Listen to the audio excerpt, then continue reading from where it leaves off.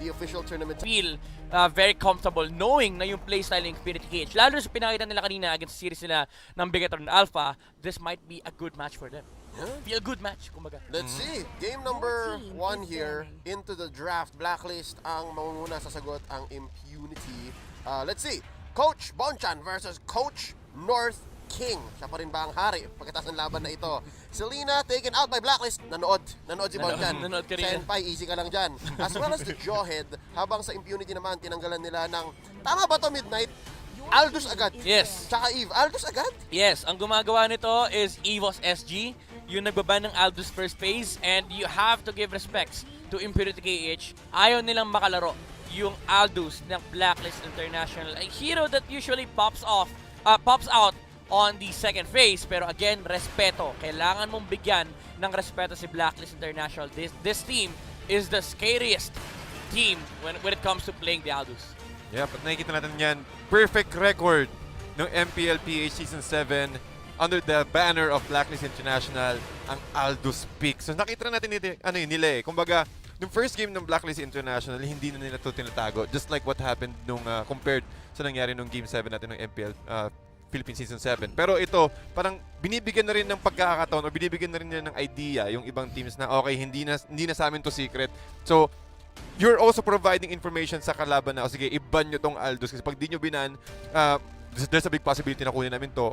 And also giving space sa mga hero pools pa ni Wise moving forward. Impunity KH, they need to think about heroes like Barats at this point.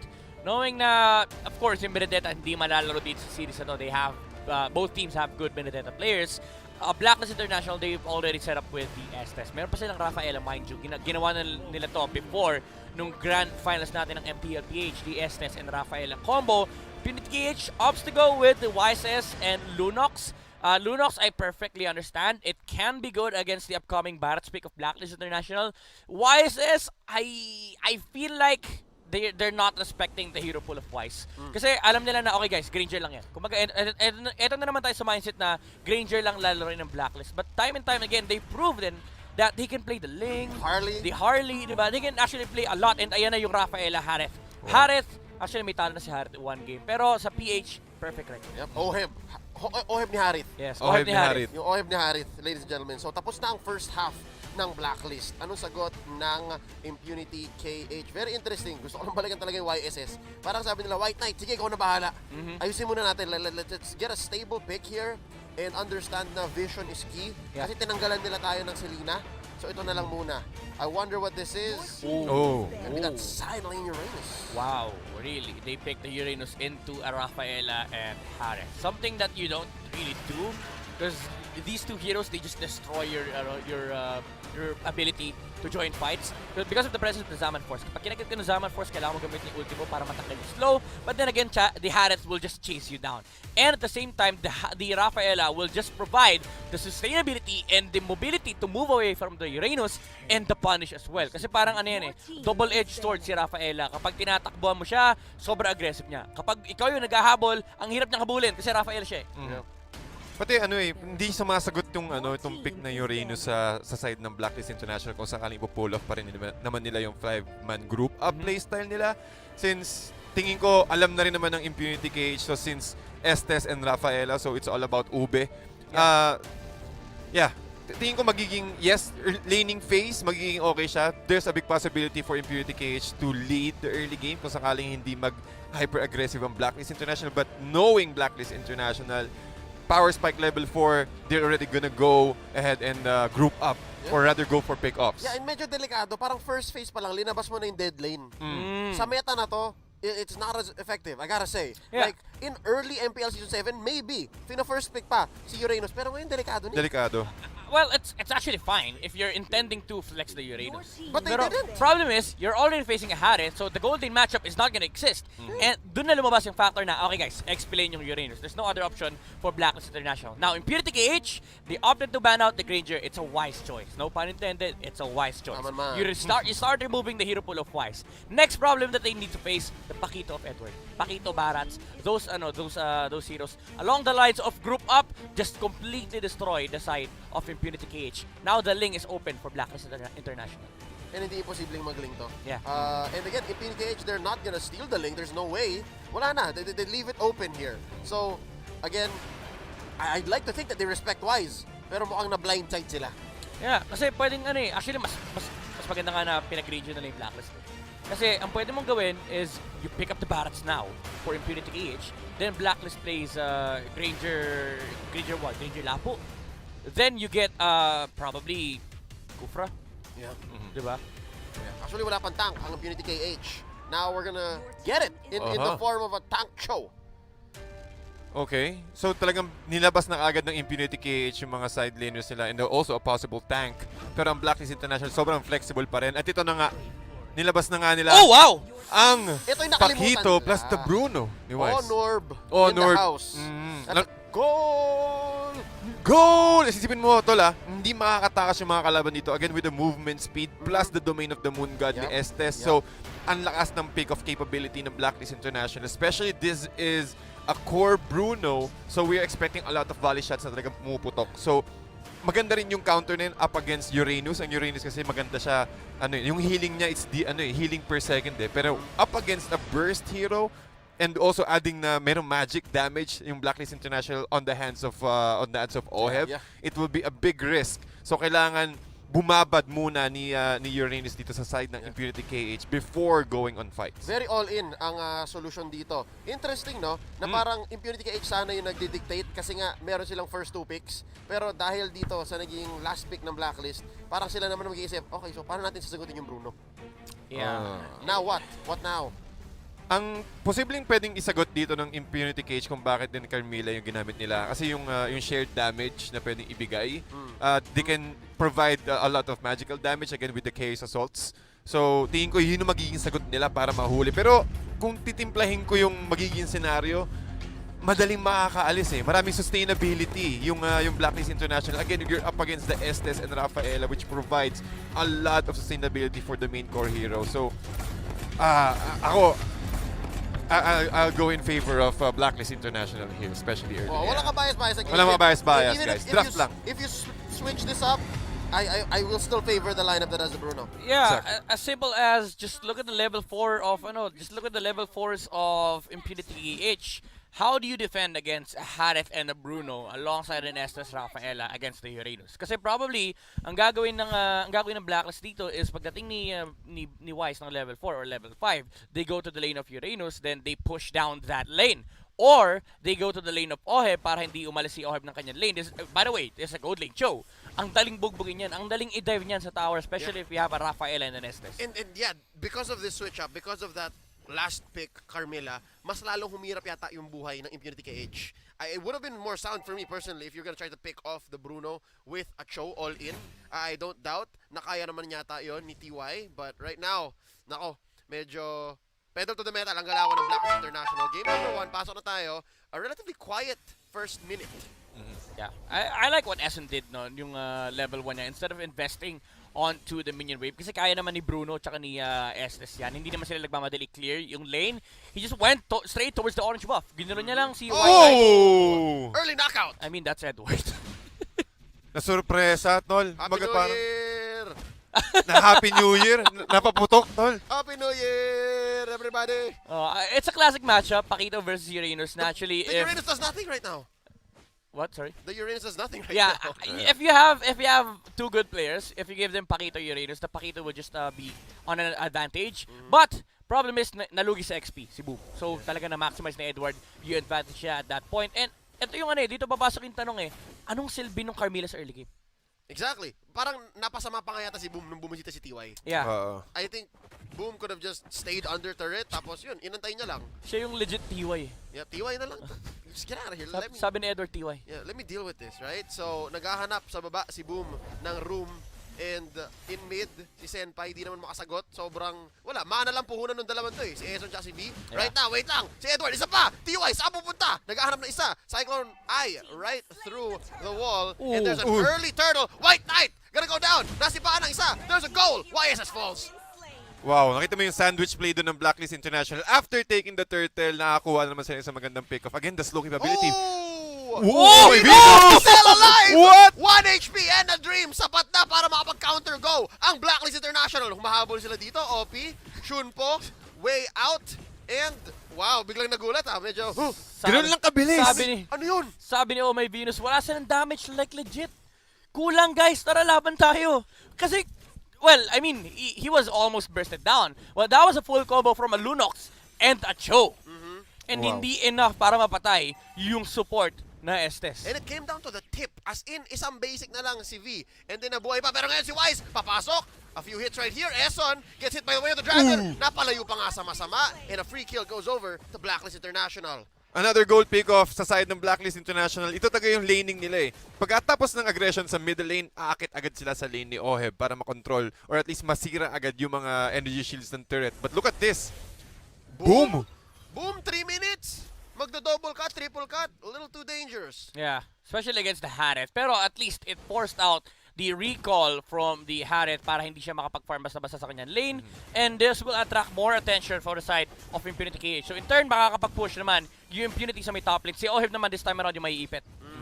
And he's not in any shape to take this fight. Not just yet. Wait lang. Mon Delicado, Venus, right through the wall. Wave the Dragon Whoa. on. Purify, under the Zaman Force. They're gonna lose the turret, pero at least walang namatay. Yeah, safety. Nakikita rin kasi na yung risk ng sa side ng Impunity KH. Kapag nakapag-farm si Senpai, dun manggagaling yung main damage dealer ng Impunity KH when it comes to early to mid.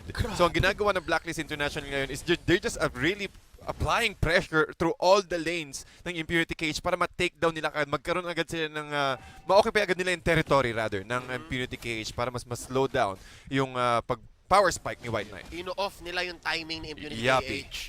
They're basically forcing mid-game and late game to come in so much sooner. Wait lang, si Edward, makakaisang knockout pa ba?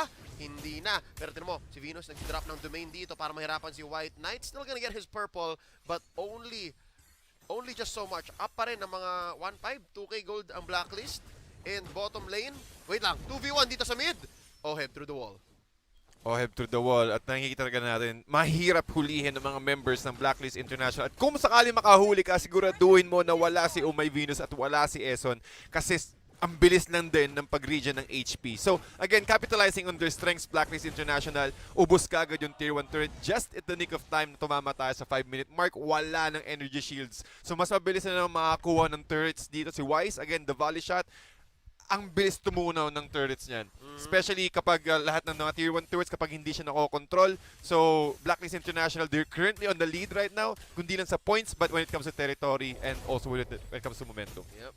Pretty good decision making here by Blacklist International. Binibigay na kay Oheb yung purple para makahabol siya kasi binugbog yung lane niya eh. Yeah. So this allows them to breathe a little more so that they all scale up at the same time. Again, Ube, ultimate bonding experience. Wait lang, Zaman Force dito, Senpai, papatulan ni Oheb. Oh! Nagpa-back out na, members ng Impunity KH. Get out of here, off camera, kill by Eson, onto, boom! And right now, tuloy ang laban, TY goes down, Senpai, order brilliance, kala ko mamamatay na siya, Opa, Opay, Opa, Opi, goes out. Ang dami Tinawag mo lahat Mula Korea hanggang Pilipinas. Lahat eh. Medyo tumigil yata sa isang bansa pero Teka, si Bates dumating. nakaisa pa. Joke lang. Woo! Off si Bates again. Ang galing eh, close eh. I could have sworn, man. They were gonna go for it. They're gonna take this mid lane turret. And right now, Zaman Force committed. Apat de depensa dito si Boom of Cam. Wow. I don't even know how Boom fell. Gusto ko lang sabihin, yung OPA at saka OP pasok yung isa censored Hindi! Pinagsama ko lang. Kasi ang galing nung ginawa niya. Yung isa nasa CyberX Hindi! Iwan niyo na yan. Game na, isa pa OP, Oh, one oh, Edward! oh. Combo kill, White Knight. Ganda nung attempt sinubukan pa niyang pahabulin yung shields para ma-survive niya yung turret hit from the, the turret, syempre turret hit nga. Pero yun nga, Impunity KH, actually nagiging maganda yung sagot ni Impunity KH. Instead of actually reacting to Blacklist International, ang ginagawa nila is they put 3 heroes on a lane para mapigilan yung push ni Blacklist International and they place the YSS alongside the Cho. Kasi ito yung hero na pwede nilang gamitin to attract attention away from Blacklist International. Yung Cho kasi hindi pa nila kaya yan at this point. Oh. TY, saan pupunta? Wise comes in with the dash. Senpai ang susunod. Senpai, Yamete, Uy! pero may comeback. White Knight takes down Wise, a shutdown. And just like that, masaya na ang Impunity KH. I think tama itong ginagawa nila. Parang kung may mag-overextend, kunin nyo. Pero si OP papabagsakin ni Oheb. And I think may bagong threat si Oheb na yata. Yeah. Ang dapat bantayan ng Impunity. Yep, nakikita natin yan before, since ng MPLPH, kapag nasa shutdown, kapag medyo bumabagal yung transition ni Wise, laging si Oheb yung nag-step up. Nakikita natin siya yung mga plays. So, tingin ko, napakaganda rin talaga ng double support strategy ng Blacklist International because you have the option to give each core heroes a support na pwedeng umalalay kapag meron tutumbang isa. So nakikita natin dito sa movement ng Blacklist International, talagang na-occupy na nila. Sila mismo yung gumagawa ng mga plays at nagre-react yung Impunity KH. Which is kayo dapat yung gumagawa ng plays if you're up against Blacklist And I International. think they're gonna make this work. Right here, meron silang attempt. Lambot. Lima to, Oh, wow! papasok. Nice catch by Obi onto Wise. Taking him down. Oh, may Venus na raw susunod. Oh no, it's a disaster! Ison! Uncle Ison, 1 HP left. Naghahanap dito ng combo. Oheb, Zaman Force. Pero Oh my wipe out! goodness! Hindi rin enough yung damage ng deity penalization, but tingin ko narinig yata tayo ng Impunity KH. Sila ang gumagawa ng play ngayon and they're able to choke out or they're able to corner Blacklist International on that small space na talagang lahat ng Ionic Edge dito ni Boom sapul sa lahat ng Lahat sila members. may marks. Lahat Yeah. sila may marks and Blacklist International had a very difficult time disengaging kasi nahuli agad yung mga supports ng Blacklist. Yeah, and dito na nagme-make sense yung Carmilla pick to. Kasi again, ang hiling magdikit-dikit ni Blacklist International. So that's the idea of Impurity KH. Pwede nating labanan ng 5v5 kasi yung spill damage, mahahati yan along the players of Blacklist International. Pero that fight was actually, it became good because OP was able to find a TikTok play onto Wise. TikTok play. Wave the Dragon, the perfect target. Ngayon, turtle secured here by Wise. They take down TY. Easy pick-off. Now, flicker in by Edward. Si Boom ang kanilang target. That's going to be the wards put in, but it's not enough. Oheb slays Uranus. Ayun na, sabi nila, okay, wala na yung TikTok guys. Cooldown yan, 120 seconds, let's go. Pero, si OP, Si OP talaga ito talaga si pangarap. May hardest pangarap. working man in Cambodia. Ang daming hardest working man. Lahat na lang ng bansa may ganitong player. walang sinasan to. Hero, turret, lahat. Sino to, Senpai? Senpai. Ay, Pero makita mo yan, bilis talagang bumasag ng Blacklist International. Bawat pick-off, merong agad sagot na turret, na another objective. Kaya napapwersa yung Impunity KH na na lumabas sa base nila eh. Kaya ang ginagawang trabaho na nandito ni Obi, tamang trabaho lang, tamang panggulo lang. Sakit! Tamang trabaho, yun yung trabaho niya. Now, Boom, down to what? A third of his health, ang bilis. So medyo bumubuo na, gumaganda na. I think the next time we see Wise's items, doon natin makikita kung ano talagang progress niya. Yeah, and ang problem na kasi ni Boom dito, instead of going for the Brute Force Breastplate, he went for the Enchanted Talisman. And I think Dominance Ice, yung next item niya rito, it's gonna help the Carmilla para pag nagdikit-dikit yung Blacklist International. Ang trabaho ni Boom ay pumunta sa gitna, tapos mag-boom. Medyo masama yung joke na naisip ko. Shoutout kay Jiro, Hinomad Pineda. Pero yeah, yun yung gusto niya mangyari. This exact fight. Replica niyan. Dikit-dikit sila. It's gonna help the Carmilla for the spill damage. Perfect. With the teamfight presence of Impurity KH. Dagdag pa natin dyan yung presence din ni Senpai on the Lunox. This is looking rosy. Perfect execution by Impunity KH. And I think tama rin yung placement ng laban nila. May pader, so hindi makahil si Eson tsaka si Omay Venus. Yeah. So I guess that was their first big win in this matchup. Maybe save also for one more TikTok play by OP kanina kung saan pa ako medyo nag-stumble sa aking mga words. But right now, back into form here. We give the early game to Blacklist, mid-game somewhat Impunity KH. Now, coming up to Lord times 2. 1, lalabas si Lord. Feeling ko back to form ang Blacklist eh. Parang kanila ulit yung mapa. Yeah, ito yung talagang box. Dito magaling si Blacklist International yung mag-establish yung box. They really are good in terms of protecting Wise whenever they try and take objectives. Lalo na yung ginagawa ni Eson tsaka ni Omay Venus. Kaya nilang gawin to na silang dalawa lang. Kasi usually si Edward talaga nasa kabilang side ng mapa. Talagang siya yung gumagawa ng mga split post Oh, protection. boom! 3 hits! Napa-boom dito ni Wise. Summon Force in by Oheb. There's your brilliance. Medyo Ruby DD play yun. TY falls. And right Grabe! now, punished si Senpai. Hindi siya Senpai DD. Ngayon, nag-isa na lang dito si Op. 3 hits lahat! Maniac! Si Wise! Ibigay nyo na! Guys! Wala. Ibigay nyo na yung Ayaw. Savage! Ayaw ibigay! Ayaw lumapit ni White Knight! White Knight naman. Guys! Lahat ng heroes 3 hits! Walang hindi lumagpas!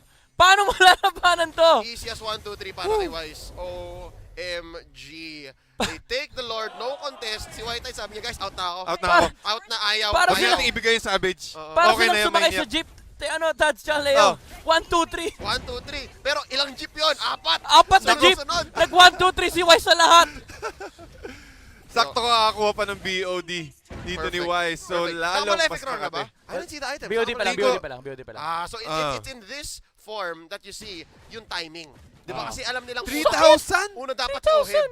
Una dapat si Oheb, may crits naman ang isang Bruno, kaya Blade of Despair muna. Oo. Kumbaga, ang dami na nilang control eh. Ang dami na nilang CC, rather, sa side ng Blacklist International. Kahit tumaplis ka lang sa gilid ng domain, yatap ka na. Yep. Tingnan mo yung crit ni Wise, mas malaki pa sa sahod natin. Anong currency? Pero wait lang, balik muna tayo sa laban. Easy defense here by Impunity KH. Not at the cost of the turret, but at the cost of Boom's life. Siya naman ang Boom! And one more goes down. OP taken out. Oheb gets the kill. Zaman Force committed. That's gonna be My Senpai! goodness! Senpai goes as well as the base. Blacklist International takes game number 1. Ayaw patantanan na gusto mo maglaro. Okay, lesson. Easy lang. Uy. Yan. Parang wala Sabi ni Wise, pero wala lamagpas ng 3 hits. Pira Pin mo na. Nice G. Nice G. Si Eson,